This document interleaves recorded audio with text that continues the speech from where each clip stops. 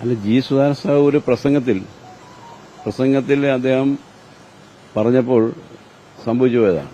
അത് അദ്ദേഹം ഉദ്ദേശിച്ചത് അതല്ല എന്ന രൂപത്തിൽ അദ്ദേഹം തന്നെ പറഞ്ഞു.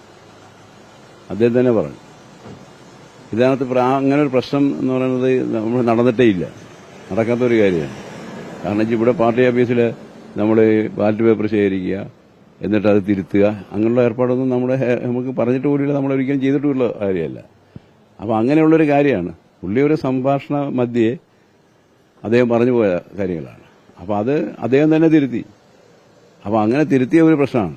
ആ പ്രശ്നത്തിന്റെ പേരിലാണ് ഇപ്പോൾ ഒരു കേസെടുത്തിരിക്കുന്നത്.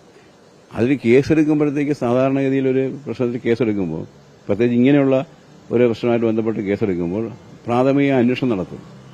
അന്വേഷണം നടത്തി എന്തെങ്കിലും തെളിവുണ്ടെങ്കിലാണ് പിന്നെ എഫ്ഐആർ ഇടുന്നത്. അതാണ് ഇപ്പോൾ പുതിയ കേന്ദ്ര ഗവൺമെന്റിന്റെ നിയമം അനുസരിച്ചാണെങ്കിൽ കർക്കശമാണ്, യാതൊരു കാരണവശാലും അത് പാടില്ല എന്നാണ്. അപ്പോൾ അങ്ങനെയാണ് എഫ്ഐആർ ഇടുക. ഇല്ലാത്തൊരു കാര്യം ആ കുലത്തിൽ എവിടെ അന്വേഷിച്ചാലും ഇതിന് യാതൊരു തെളിവും കിട്ടാൻ പോണില്ല. അങ്ങനെ തെളിവ് കിട്ടാത്ത ഒരു കാര്യത്തിൽ കേസിട്ടു എന്നുള്ളതാണ്, എഫ്ഐആർ ഇട്ടു എന്നുള്ളതാണ് പ്രശ്നം. അത് ഒട്ടും ശരിയായ ഒരു കാര്യമല്ല. 24 മണിക്കൂറിനുള്ളതാണ്, അതായത് ഒരു പരാതി കിട്ടി 24 മണിക്കൂറിനുള്ളിൽ എഫ്ഐആർ കിട്ടുന്നത്. ആ രീതിയിൽ എത്രയും തിരുത്തം കാണിക്കേണ്ട കാര്യം ഉണ്ടായിരുന്നു. അദ്ദേഹം പറഞ്ഞു, അത് ഞാനും പറഞ്ഞു, അത് അന്വേഷിച്ചിട്ട് എന്തെങ്കിലും ഒരു ഇതുണ്ടെങ്കിലും അല്ലെ നമ്മൾ ഇടുന്നത്. അതില്ലാണ്ട് തന്നെയാണ് ഇങ്ങനെ ഒരു ഇതിട്ടിരിക്കുന്നത്. അതുകൊണ്ടാണ് അതിനുള്ള പ്രതിഷേധം നമ്മൾ പറഞ്ഞത്. സുധാകരനൊപ്പമാണോ?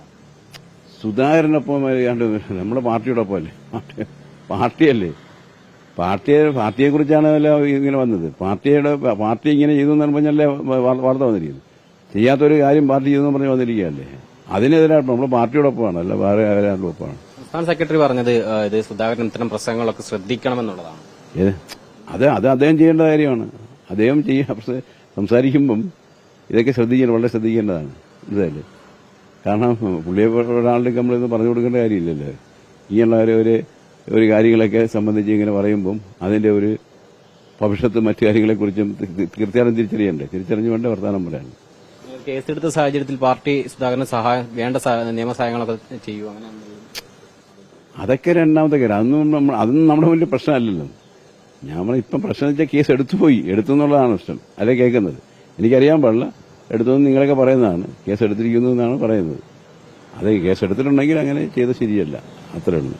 മറ്റൊന്ന്, എച്ച് സലാം എം എൽ എയുടെ ഒരു ഫേസ്ബുക്ക് പോസ്റ്റ് ഉണ്ടായിരുന്നു. അതായത് കുഞ്ചൻ നമ്പ്യാരുടെ സ്മാരകം വളരെ നശിച്ചിരിക്കുക എന്നുള്ള സുധാകരൻ കഴിഞ്ഞ ദിവസം ഒരു പ്രസംഗത്തിൽ പറഞ്ഞു. അതിനെതിരെ ഇപ്പം H Salam M L A ഫേസ്ബുക്കിലൂടെ രംഗത്തെത്തി. അതിൽ ഒരു കവിത കോട്ട് ചെയ്യുന്നുണ്ട്. കണ്ടാലറിയാത്തവൻ കൊണ്ടാലറിയും എന്നൊക്കെ പറഞ്ഞ് സുധാകരനെ വളരെ രീതിയിൽ വിമർശിച്ചുള്ളൊരു പോസ്റ്റാണ്. അതിന് ഞാൻ കണ്ടില്ല, ഞാൻ വായിച്ചില്ല. നോക്കട്ടെ, എന്നിട്ട് നമ്മൾ പ്രതികരിക്കുക. ഞാൻ കാണാത്ത ഒരു കാര്യത്തെക്കുറിച്ച് സുധാകരനെ വിമർശിച്ചിട്ടാണ് ആ പോസ്റ്റ്. സുധാകരനെതിരെയുള്ള ഞാനത് കണ്ടില്ലെന്ന്. എന്താ സംഭവിച്ചത് എനിക്കറിയത്തില്ല. ഞാൻ നോക്കട്ടെ. വിമർശനം ഈ ഘട്ടത്തിൽ ആവശ്യമുണ്ടായിരുന്നു സുധാകരൻ. അല്ല, ഞാനിത് കാണാതെ എന്താ സാമ്പത്തികം അറിയാതെ മനസ്സിലാക്കാതെ ഞാൻ തിരക്കട്ടെ ഞാൻ പറയാം. ഇപ്പം എനിക്ക് അതിനെപ്പറ്റി പറയാൻ പറയില്ല. ഞാൻ കണ്ടിട്ടില്ല. ഞാനിപ്പോൾ നിങ്ങൾ പറഞ്ഞപ്പോഴാണ് എന്റെ ശ്രദ്ധ വന്നത്. ഞാൻ നോക്കട്ടെ.